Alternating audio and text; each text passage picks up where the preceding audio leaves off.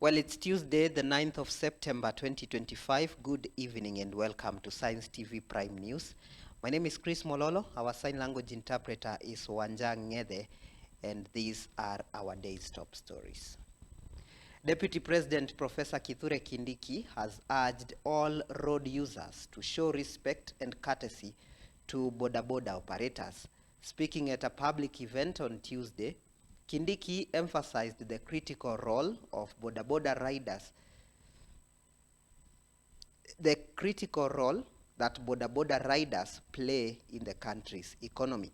He called on drivers and other road users to be more considerate and patient, noting that the sector provides livelihoods for millions of Kenyans. The Deputy President's remarks come amid ongoing concerns about road safety and the often contentious relationship between Boda riders and other motorists.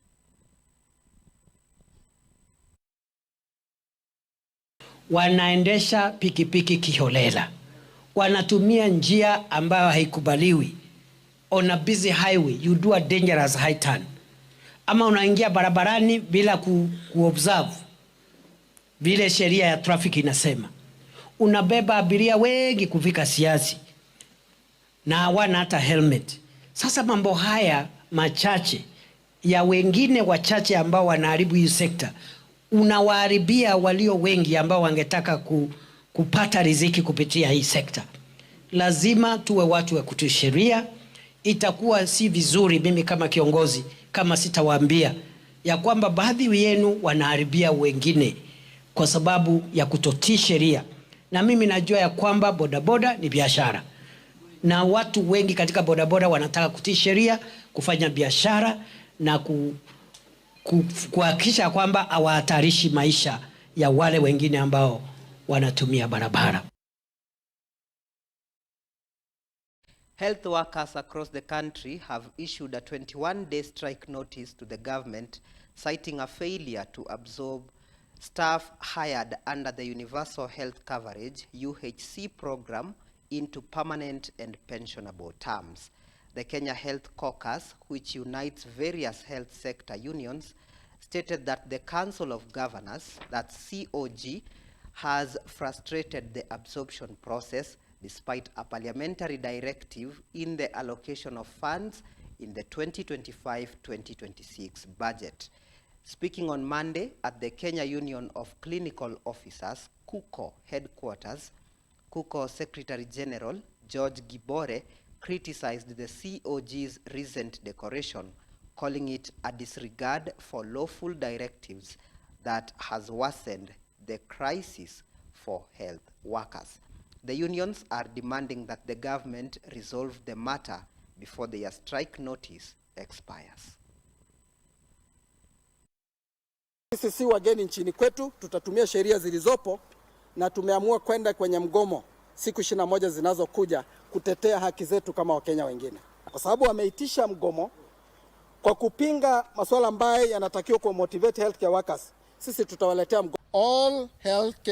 All the UHC workers must be absorbed into permanent and pensionable term before and not later than the end of September 2025 without further delay. And this must be backdated to 1st July. We are perturbed as unions that we have been dealing with issue of UHC absorption since 2022, and the weak link in absorption of UHC workers are the governors and the Council of Governors. Na kama mnajua mmeshindwa na afya nzima, mtuambie irudishwe kwenye serikali kuu. Maana sisi kama viongozi wa muungano wa unions tumeanza kuona kwamba mmeshindwa na mmelemewa. Our people have suffered under the county governments. Promotions are not coming. Redesignations are not coming. Medical cover is not there. You have invited us for an industrial action, and we will respond decisively because we have constitutional duty to defend the health of Kenya.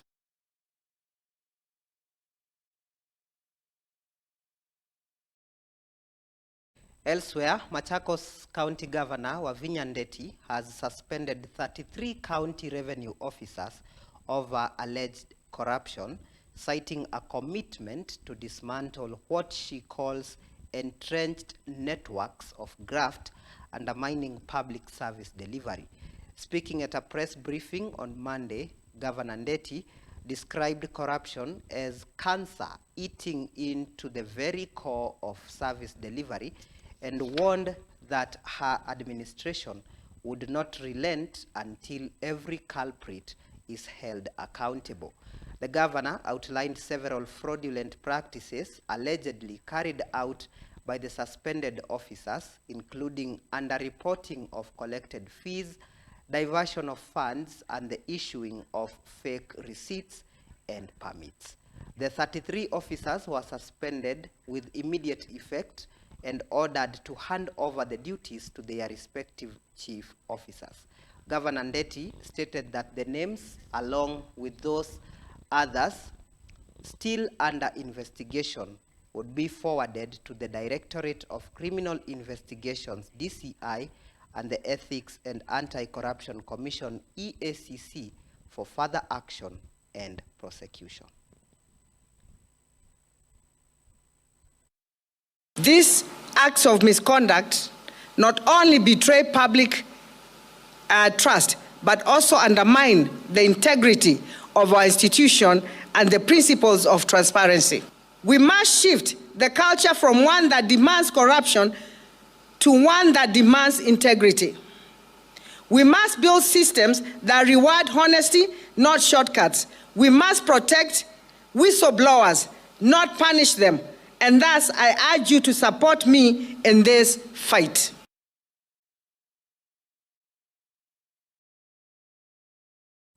Students from Meru University of Science and Technology, that's MUST, staged a protest and blocked the Meru-Maua highway today, demanding better security in their residential areas. The students disrupted traffic on the major road to express their frustrations over what they described as a persistent lack of security, which has led to a rise in crime targeting students living off campus. The demonstrators called on local authorities and the university administration to take immediate action to enhance security patrols and address their safety concerns. The protest caused significant traffic disruption, with the police deployed to the scene to manage the situation.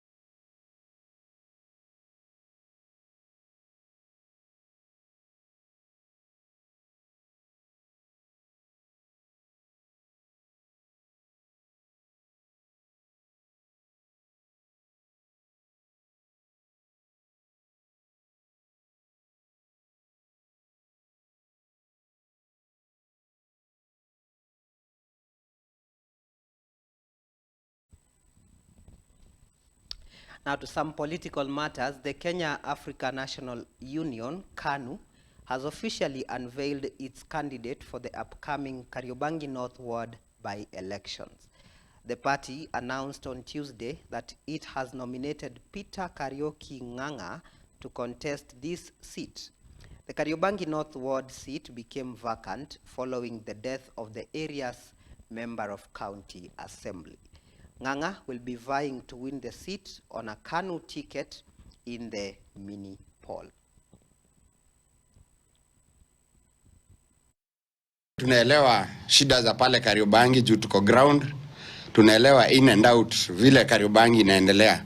Ndio maana tumeamua kuchagua chama ambayo haina siasa mbaya, haijachafua jina, chama safi ya KANU, ndio tuweze kuenda nayo tuingie pale kwetu tuombe kura na tuweze kuprove kwamba ni kweli sisi ndio tunafaa kuongoza mbele watu wetu wa Kariobangi. KANU will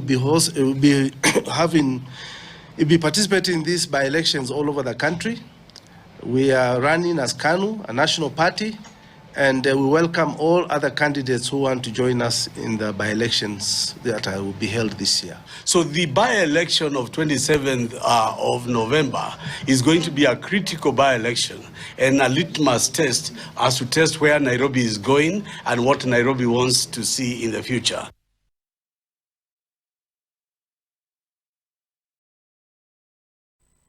Education stakeholders are calling on the government to reintroduce a program that provides free sanitary pads to school-going girls, arguing that its absence is a major barrier to education. The stakeholders, including representatives from parents' associations, women's rights groups, and education-focused non-governmental organizations, have stated that the program's discontinuation has led to increased absenteeism among girls. They highlighted that many girls from low-income backgrounds cannot afford sanitary products, forcing them to miss schools during their menstrual cycles. Speaking into press briefing on Tuesday, a representative from the Kenya Parents Association noted that the program is critical for promoting gender equality in education. The group urged the Ministry of Education and the National Treasury to allocate funds in the next budget to revive the initiative.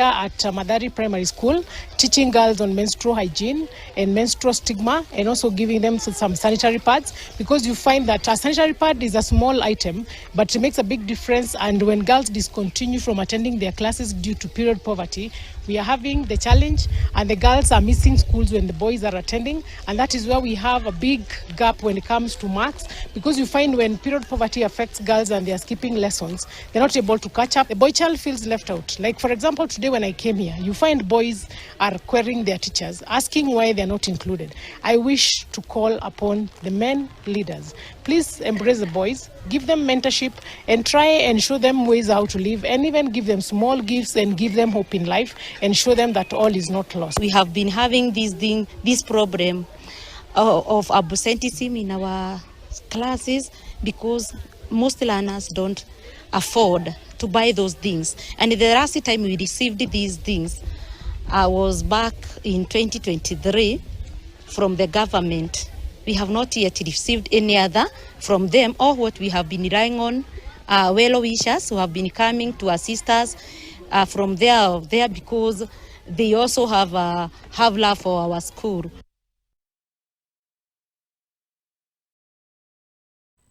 Now that's it for the news updates. At this point, let's take a quick short break right here on Science TV Prime News. And then when we come back, we'll tell you what's happening in the world of sports. Stay with us.